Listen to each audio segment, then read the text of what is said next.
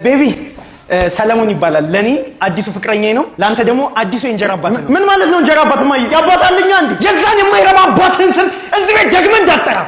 ሳልዬ ብቻ ነው የምፈልገው። እንዴ ምን ማለት ስበል? ግባ ወደ መኝታ ቤት።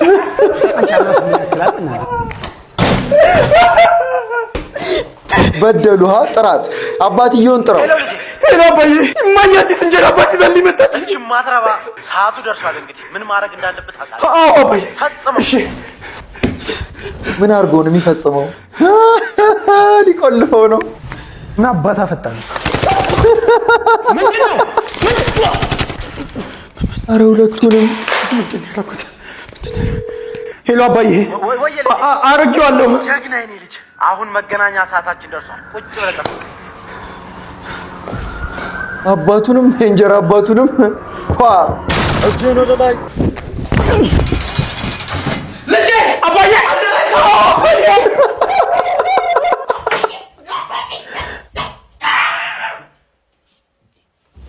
ሰይከህ ነው። ኧረ እኔ ደግሞ አባቱ ከእስር ቤት አሲስት እያደረገው መስሎኝ ለካ እሱ ሰይኳል።